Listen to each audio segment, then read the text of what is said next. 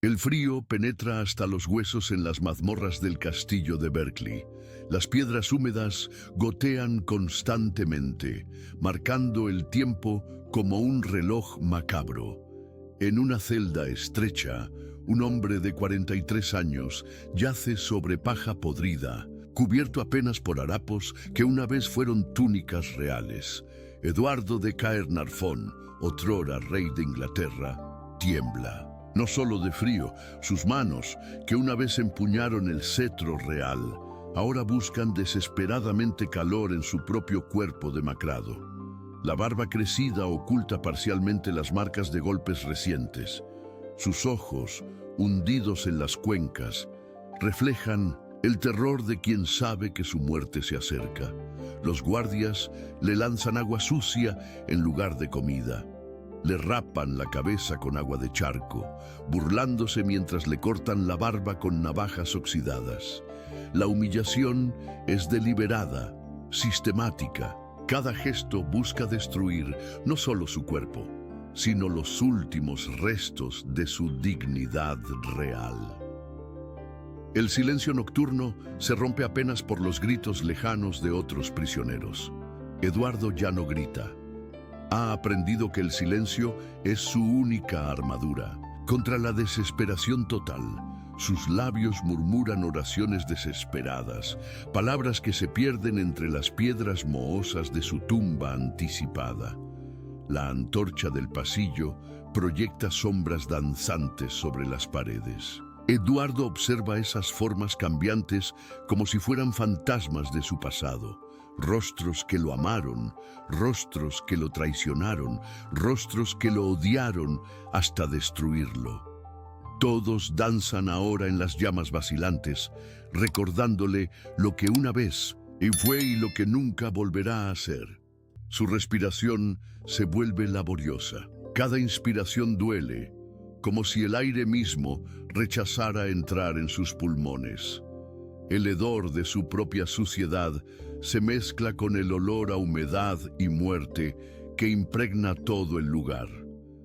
Es el aroma de la derrota absoluta, del poder que se desvanece como humo en el viento.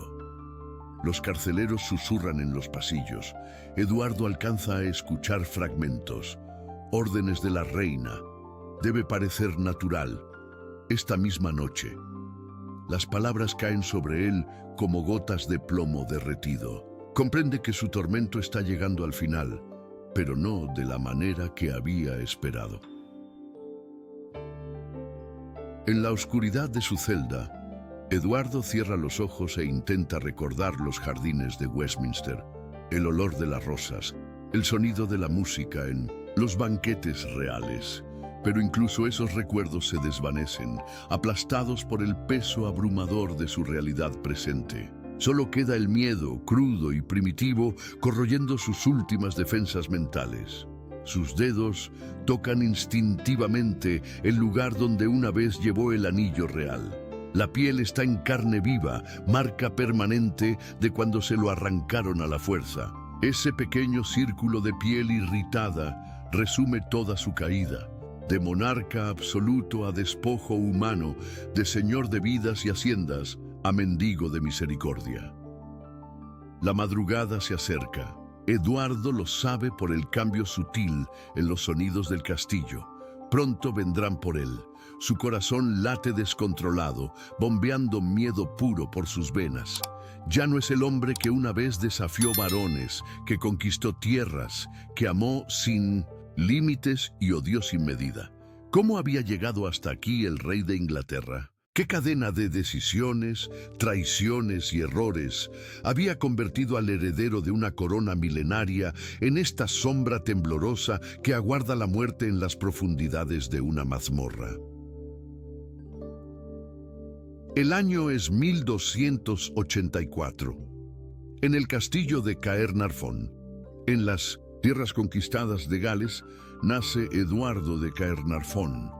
Su padre, Eduardo I Zancos Largas, es el martillo de los escoceses, el conquistador implacable que somete pueblos enteros bajo la corona inglesa. Su madre, Leonor de Castilla, aporta la sangre noble española que correrá por las venas del futuro rey. Desde los primeros años, el niño Eduardo muestra una naturaleza diferente. Mientras su padre planifica campañas militares y ejecuta rebeldes, el heredero prefiere la música, la poesía y la compañía de artesanos.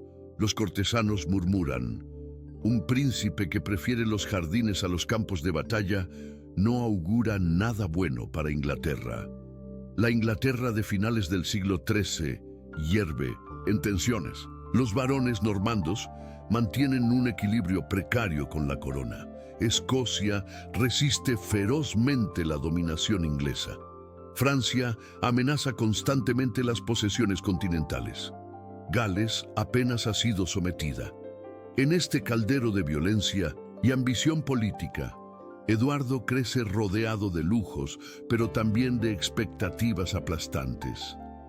A los 16 años, Eduardo recibe el título de Príncipe de Gales.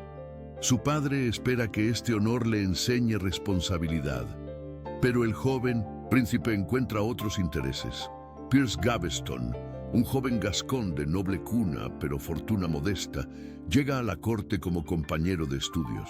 La amistad que surge entre ambos trasciende rápidamente los límites de lo convencional. Gaveston es todo lo que Eduardo no es: audaz, ambicioso, carismático con las mujeres, hábil con la espada. Eduardo queda fascinado. Le otorga tierras, títulos, joyas. Los cortesanos observan con creciente alarma cómo el heredero al trono se comporta más como un amante desesperado que como un futuro rey. Las murmuraciones se vuelven acusaciones susurradas. Eduardo comprende el peligro. En 1307, consciente de que su salud declina, toma una decisión drástica: destierra a Gaveston de Inglaterra. La reacción de su hijo es explosiva. Por primera vez en su vida, Eduardo desafía abiertamente a su padre. Las discusiones resuenan por los pasillos de Westminster. El rey agonizante ve en los ojos de su heredero una determinación que nunca había mostrado por los asuntos de Estado. El 7 de julio de 1307, Eduardo I muere en campaña contra los escoceses. Eduardo de Caernarfon, con 23 años, se convierte en Eduardo II de Inglaterra. Su primer acto como rey revela sus prioridades, revoca inmediatamente el destierro de Gaveston y lo nombra conde de Cornualles, uno de los títulos más prestigiosos del reino. La coronación se celebra el 25 de febrero de 1308 en la abadía de Westminster. Eduardo llega radiante, vestido con sedas y terciopelos que contrastan con la sobriedad tradicional de sus antecesores. A su lado, Gaveston porta las joyas de la corona con una desenvoltura que escandaliza a los varones presentes. El arzobispo de Canterbury realiza la ceremonia con visible disgusto. Durante el banquete de coronación, Eduardo comete su primer error político garrafal. Ignora a su nueva esposa, Isabel de Francia, hija del poderoso Felipe IV. La reina, de apenas 13 años, permanece sentada como una estatua mientras su marido dedica toda su atención a Gaveston. Los embajadores franceses toman nota mental. Esta humillación no será olvidada. Los varones ingleses observan con alarma creciente. Thomas de Lancaster, primo del rey y el noble más poderoso del reino, comienza a articular una oposición. Guy de Beauchamp, conde de Warwick, y Aymer de Valence, conde de Pembroke, se unen a la resistencia. Ven en la relación entre Eduardo y Gaveston una amenaza directa al orden establecido. Pero Eduardo está embriagado de poder y amor. Ha esperado toda su vida este momento. Finalmente puede vivir sin las restricciones impuestas por su padre. Finalmente puede recompensar a quien realmente ama. Las advertencias de sus consejeros se pierden en el eco de su nueva autoridad real. Su primera gran decisión como monarca absoluto marca el rumbo de todo su reinado. Nombra a Gaveston como regente de Inglaterra, mientras él parte hacia Francia, para rendir homenaje feudal por sus territorios continentales. Un extranjero, un favorito, un hombre sin apoyo nobiliario, gobernará Inglaterra en nombre del rey. Los dados estaban echados. Eduardo II había comenzado su reinado con una declaración de guerra silenciosa contra su propia nobleza.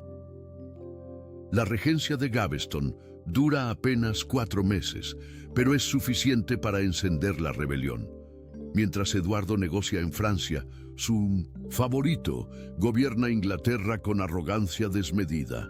Humilla públicamente a los varones, se mofa de sus títulos ancestrales con apodos despectivos, llama a Thomas de Lancaster el actor, a Guy de Beauchamp el perro negro de Ardennes. La nobleza hierve de indignación. Cuando Eduardo regresa de Francia en febrero de 1309, encuentra su reino al borde de la guerra civil. Los varones han formado una alianza formal contra Gaveston. Le presentan un ultimátum: destierro inmediato del favorito o enfrentarán una rebelión armada. Eduardo cede temporalmente, pero su resentimiento crece como un tumor maligno en su pecho. Gaveston parte hacia Irlanda como lugarteniente del rey. Oficialmente es un cargo de honor, en realidad es un exilio dorado. Eduardo cuenta los días hasta poder traerlo de vuelta. Los varones creen haber ganado la primera batalla, pero no conocen la terquedad obsesiva de su rey. Para Eduardo, cada día sin Gaveston es una tortura personal que debe terminar. En junio de 1309, violando todos los acuerdos previos, Eduardo revoca secretamente el destierro. Gaveston regresa triunfante a Inglaterra. La provocación es deliberada, calculada. Eduardo ha decidido que preferirá la guerra civil antes que renunciar a su amor. Los varones comprenden que las negociaciones han terminado. Solo queda la violencia. Thomas de Lancaster lidera la revuelta armada. Controla vastos territorios en el norte de Inglaterra y puede reunir más de 3.000 hombres armados. Guy de Beauchamp aporta la experiencia militar ganada en las campañas escocesas. Aymer de Valence coordina el apoyo de la Iglesia. Por primera vez en décadas, la nobleza inglesa se une con un objetivo común: destruir al favorito real. Eduardo responde con su propia movilización militar. Convoca las milicias reales, recluta mercenarios flamencos, fortifica los castillos leales. Gaveston recibe el mando de las fuerzas del sur. Es una decisión militarmente desastrosa, pero emocionalmente inevitable. Eduardo no puede concebir luchar sin su amado a su lado. La primera batalla real ocurre en abril de 1310, cerca de Stamford. Las fuerzas de Lancaster chocan con las tropas reales comandadas por Gaveston. El combate es breve pero brutal. Los mercenarios flamencos rompen las líneas rebeldes, pero el costo en vidas inglesas es terrible. Por primera vez en siglos, ingleses matan ingleses en una guerra puramente dinástica. La victoria táctica se convierte en derrota política. La población comienza a culpar al rey y su favorito por la sangre derramada. Los cronistas escriben sobre la maldición del amor pecaminoso que destroza el reino. Eduardo descubre que ganar batallas no equivale a ganar corazones. Su autoridad se erosiona con cada victoria militar. Gaveston, embriagado por el éxito bélico, comete errores fatales.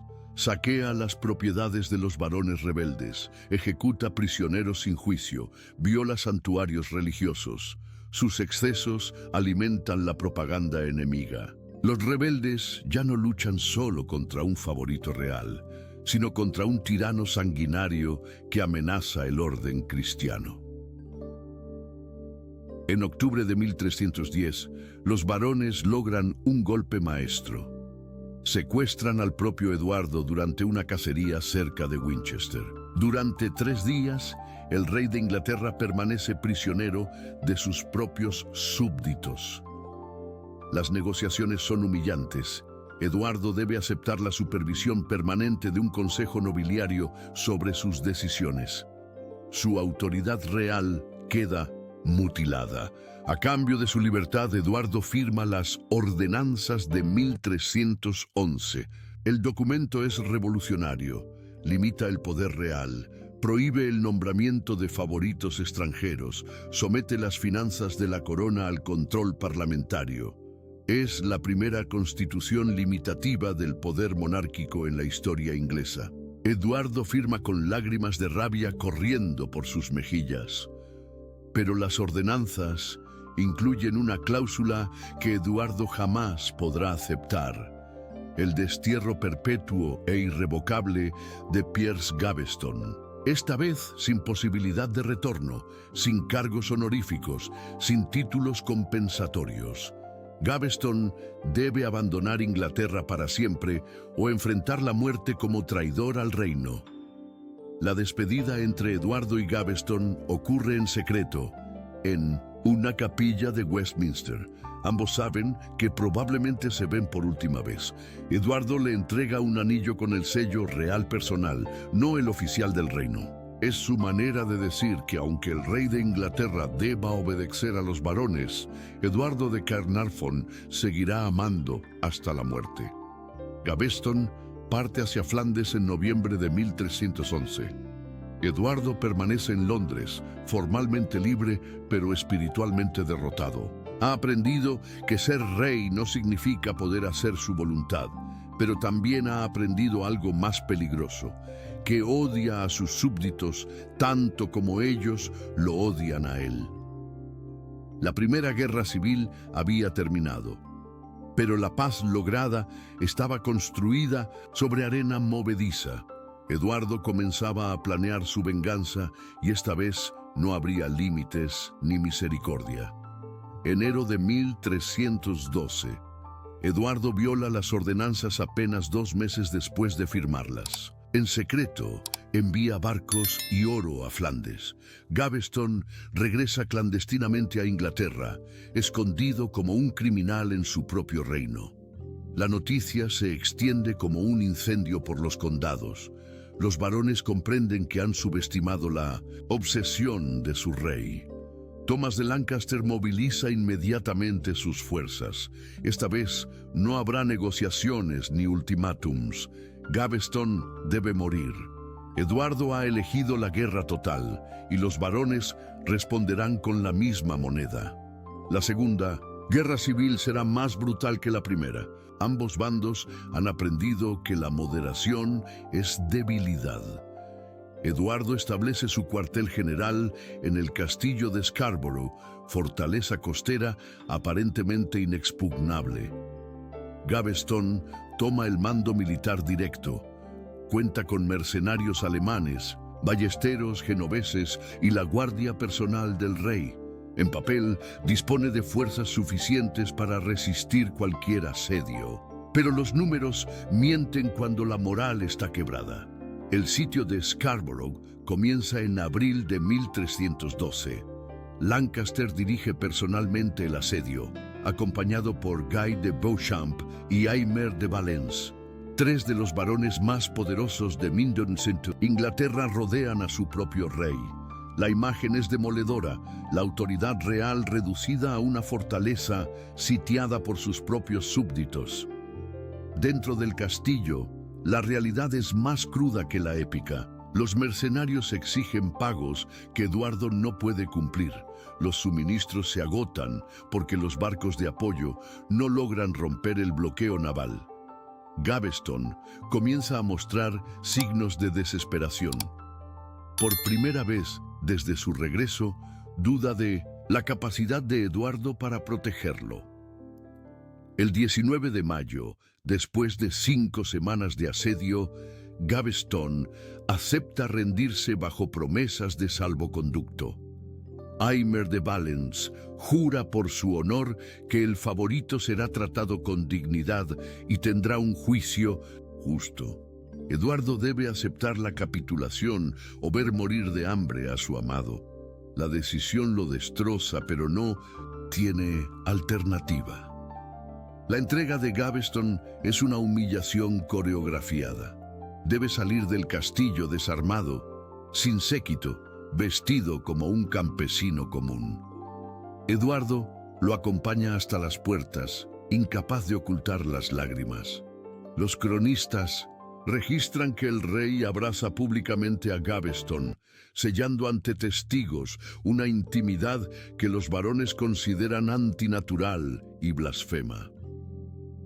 Valens cumple inicialmente su palabra. Conduce a Gaveston hacia Londres bajo custodia honorable. Pero en el camino, cerca de Dedington, Guy de Beauchamp intercepta la comitiva con fuerzas superiores. Beauchamp no ha jurado salvoconducto alguno. Arrebata el prisionero a Valens y lo conduce hacia el castillo de Warwick. El 19 de junio de 1312, Piers Gaveston es decapitado en Blacklow Hill, cerca de Warwick. No hay juicio, no hay clemencia real, no hay ceremonias, simplemente una ejecución brutal diseñada para enviar un mensaje inequívoco. Nadie, absolutamente nadie, puede desafiar impunemente a la nobleza inglesa, ni siquiera el amor de un rey. La noticia llega a Eduardo mientras caza en los bosques de Yorkshire. Su reacción es apocalíptica, destroza mobiliario, agrede a cortesanos, blasfema contra Dios y los santos. Por primera vez en su reinado, Eduardo muestra la furia homicida que heredó de su padre. Pero esta vez no la dirigirá contra escoceses o galeses, sino contra sus propios varones. La transformación de Eduardo es radical y permanente. El rey caprichoso, pero relativamente benigno, desaparece para siempre. En su lugar emerge un tirano, sediento de venganza, dispuesto a usar cualquier método para destruir a quienes asesinaron a Gaveston. La moderación muere junto con su favorito en Blacklow Hill. Eduardo comienza a reclutar sistemáticamente mercenarios extranjeros. Trae soldados de Brabante, arqueros irlandeses, caballeros gascones. Prefiere extranjeros porque no tienen lealtades, divididas con la nobleza inglesa. Su corte se llena de acentos foráneos y rostros desconocidos. Los ingleses se sienten extraños en su propio palacio real. La reina Isabel observa estos cambios con mezcla de esperanza y terror. Esperanza porque finalmente su marido se aleja de los favoritos masculinos. Terror porque descubre que Eduardo sin amor se convierte en Eduardo sin compasión. Sus propios hijos le temen. Sus cortesanos caminan en puntillas por los pasillos reales. Diciembre de 1312, Eduardo viola abiertamente todas las ordenanzas restantes. Nombra nuevos favoritos sin consultar a los varones. Hugh Despenser el joven, un noble inglés ambicioso y sin escrúpulos, comienza a ganar la confianza real. Eduardo ha aprendido la lección. Esta vez elegirá a alguien con poder propio, alguien incapaz de defenderse. Los varones comprenden que han creado un monstruo. Al asesinar a Gaveston, esperaban doblegar al rey. En cambio, han liberado al tirano que dormía en su interior. Eduardo ya no busca amor ni comprensión, solo busca venganza, y tiene toda la maquinaria del Estado para conseguirla. La Segunda Guerra Civil se acerca, pero esta vez será diferente. Eduardo ha perdido su alma junto con su amante. Los varones se enfrentarán no al rey melancólico que prefería la poesía a la política, sino al hijo verdadero de Eduardo Zancos Largas, un monarca dispuesto a reducir Inglaterra a cenizas antes que compartir su autoridad. 318. Hugh Despenser el joven controla Inglaterra más absolutamente que Gaveston jamás soñó. Pero donde Gaveston buscaba amor, Despenser busca poder. Y donde Eduardo una vez amó, ahora solo codicia venganza. La nueva alianza real es más peligrosa que la anterior porque está construida sobre odio compartido, no sobre afecto vulnerable. Los errores se acumulan como una avalancha imparable. Eduardo confisca sistemáticamente las tierras de los varones que ejecutaron a Gaveston. Thomas de Lancaster pierde condados enteros. Guy de Beauchamp es despojado de Warwick. Las propiedades pasan directamente a Despenser, quien las administra como un reino personal dentro del reino. La corrupción se vuelve descarada. Despenser vende justicia, títulos, perdones reales. Los cargos públicos se subastan al mejor postor. La administración real se convierte en una máquina de extorsión que sangra al reino para enriquecer al favorito. Eduardo observa complacido. Cada moneda robada es venganza contra el pueblo que permitió el asesinato de Gaveston. Escocia aprovecha el caos interno inglés. Robert Bruce lanza ofensivas devastadoras contra el norte de Inglaterra. Las fronteras arden mientras Eduardo se concentra en destruir a sus propios varones. Los condados fronterizos imploran protección real que nunca llega. El rey prefiere sitiar castillos ingleses antes que defender territorio inglés. La crisis escocesa estalla en junio de 1314 en Bannockburn. Eduardo marcha personalmente contra Bruce con el ejército más grande reunido en décadas. 25.000 hombres siguen las banderas reales hacia lo que debería ser una victoria aplastante. Pero Eduardo ha olvidado todo lo que su padre le enseñó sobre guerra y estrategia. La batalla es un desastre absoluto. La caballería inglesa carga desorganizadamente contra las picas escocesas. La infantería se ahoga en los pantanos. Los arqueros disparan contra sus propias tropas en la confusión.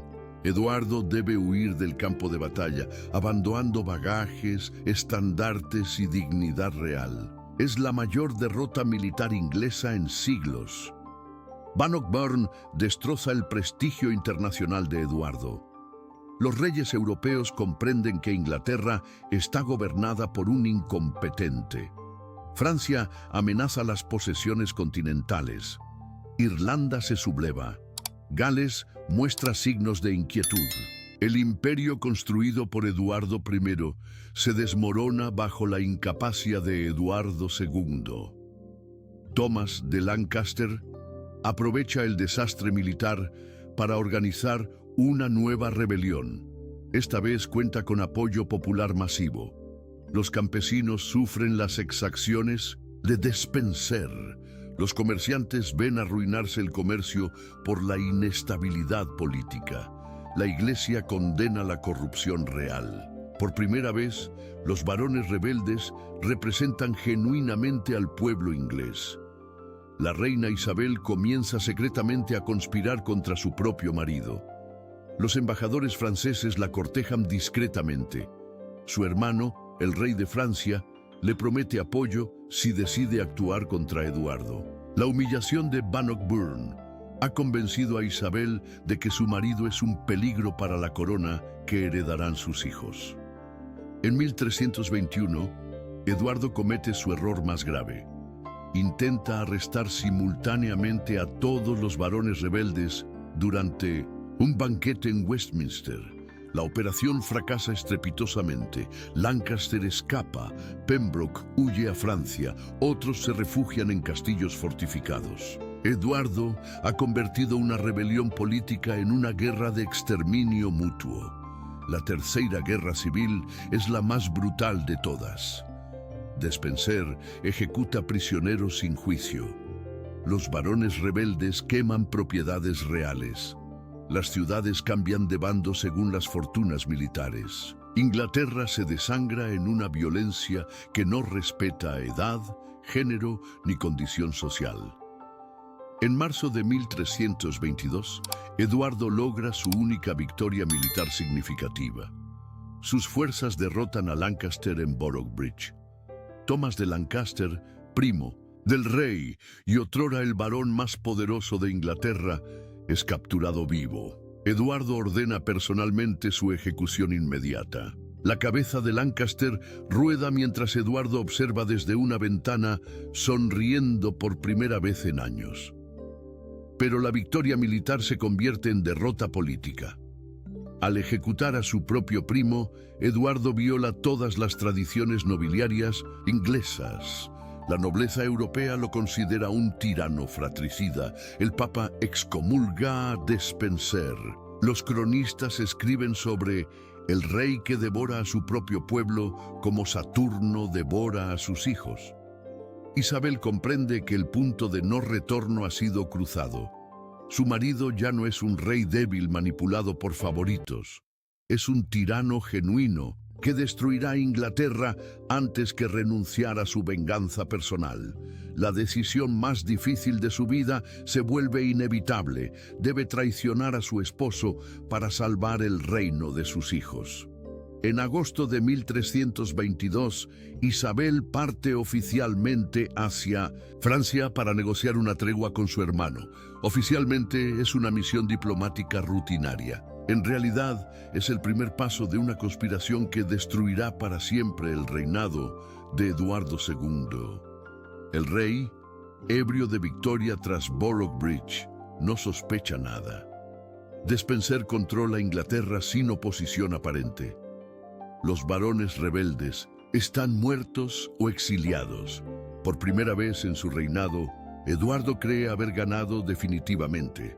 No imagina que su mayor enemigo comparte su cama y lleva su corona. Septiembre de 1326. Isabel lleva más de un año en Francia, tejiendo la red que destruirá a su marido. Ha seducido políticamente a Roger Mortimer, varón exiliado y enemigo mortal de Despenser. Juntos forman una alianza letal. Ella aporta legitimidad dinástica, él aporta experiencia militar y redes de conspiración.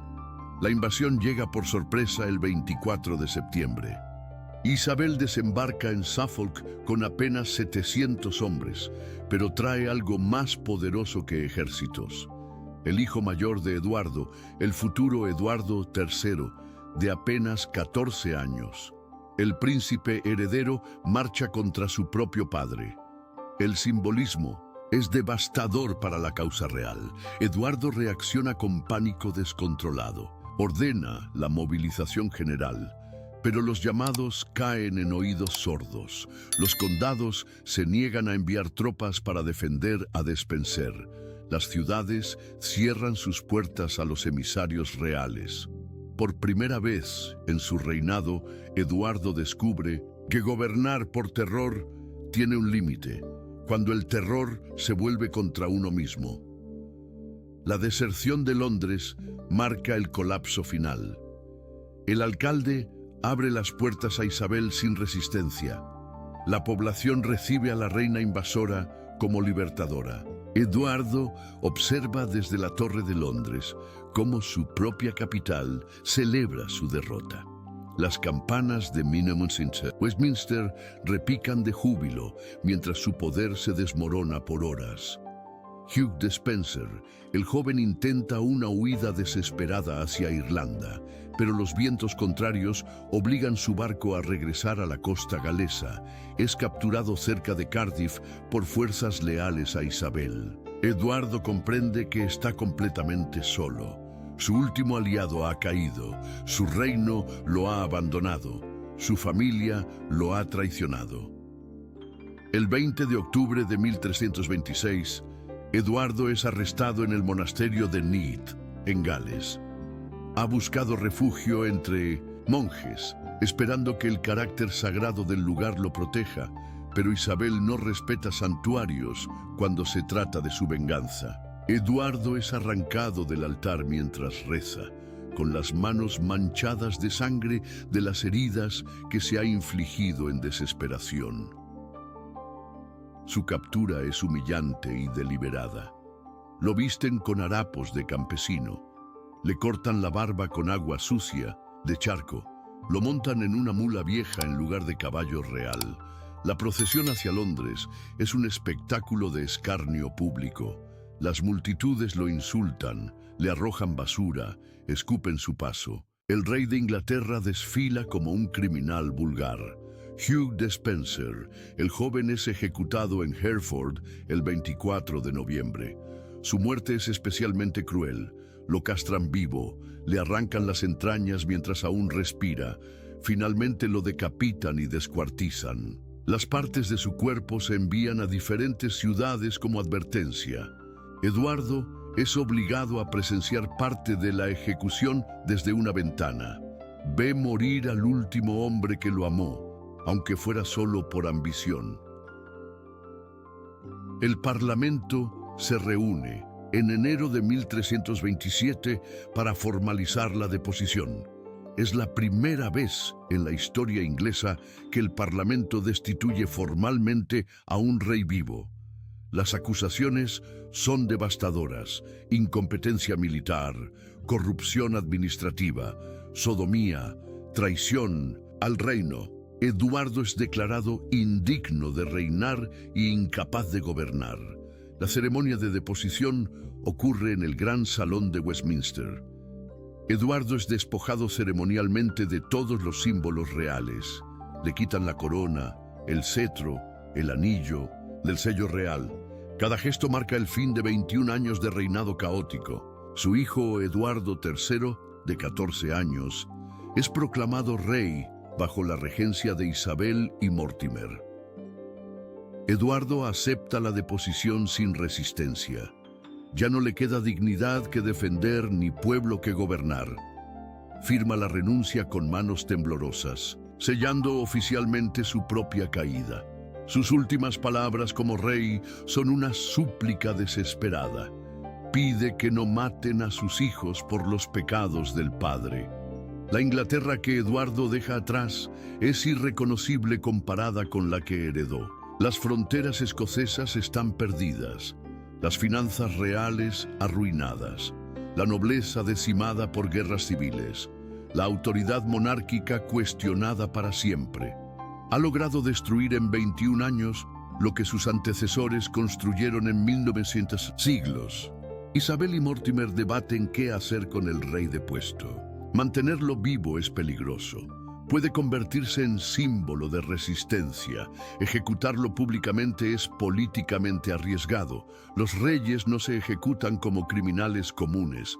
La solución debe ser más sutil, más deniable, más cruel. Eduardo es trasladado al castillo de Berkeley en abril de 1327. Oficialmente va a vivir en retiro honorable bajo custodia benigna. En realidad, va a morir lentamente en condiciones diseñadas para quebrar su cuerpo y espíritu. Los carceleros tienen órdenes específicas. La muerte debe parecer natural, pero no debe tardar demasiado. El círculo se cierra. El mismo hombre, que en 1327 yace en una mazmorra húmeda de Berkeley, una vez fue el rey todopoderoso de Inglaterra. La decadencia inicial se revela ahora como el final inevitable de una vida construida sobre decisiones equivocadas, amores imposibles y venganzas que devoraron al vengador. De septiembre de 1327, los gritos que salen del castillo de Berkeley despiertan a los campesinos en millas a la redonda. No son gritos humanos ordinarios, son alaridos de agonía sobrehumana, el sonido que hace un alma al ser arrancada de un cuerpo por métodos indescriptibles. Los aldeanos se persignan y murmuran oraciones. Saben que algo monstruoso está ocurriendo en la fortaleza. Eduardo II muere esa madrugada, pero no de muerte natural. Los asesinos han usado un método que no deja marcas externas, un hierro al rojo vivo introducido por el recto, perforando sus entrañas desde adentro. Es una ejecución diseñada específicamente para un hombre acusado de sodomía. La ironía es cruel y deliberada, muere por donde supuestamente pecó. Los verdugos son Thomas Gurney y John Maltravers, caballeros al servicio de Mortimer. Han esperado meses la orden final de Isabel. Cuando llega, la cumplen con brutalidad profesional. Eduardo muere solo, sin confesión, sin último sacramento, sin dignidad alguna. Su agonía dura horas. Sus gritos se escuchan hasta el amanecer.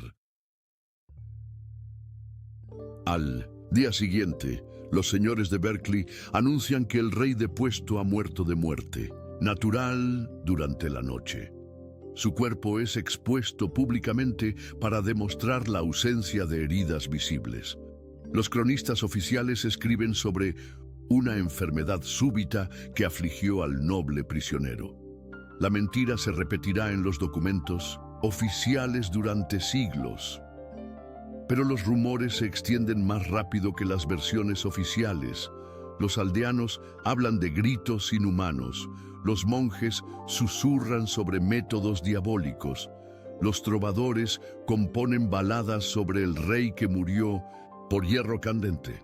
La verdad se filtra a través de canciones populares que ningún poder real puede silenciar. Isabel ordena funerales reales para Eduardo en la Catedral de Gloucester. Es una ceremonia magnífica, diseñada para demostrar respeto póstumo y lavar culpas. El cuerpo embalsamado yace en estado durante semanas. Miles de súbditos desfilan ante el féretro. Algunos lloran genuinamente. Otros vienen por curiosidad mórbida. La tumba de Eduardo se convierte inesperadamente en lugar de peregrinación. Los ingleses comunes, que lo odiaron en vida, comienzan a venerarlo en muerte. Lo ven como mártir de una conspiración extranjera encabezada por una reina francesa. La memoria popular transforma al tirano en víctima, al incompetente en santo sufriente. Roger Mortimer gobierna Inglaterra durante 3 años como regente del joven Eduardo III. Pero su poder está construido sobre el asesinato de un rey ungido. La legitimidad se erosiona constantemente. Los varones que apoyaron la deposición comienzan a cuestionar si fueron demasiado lejos. Matar reyes establece precedentes peligrosos para cualquier noble.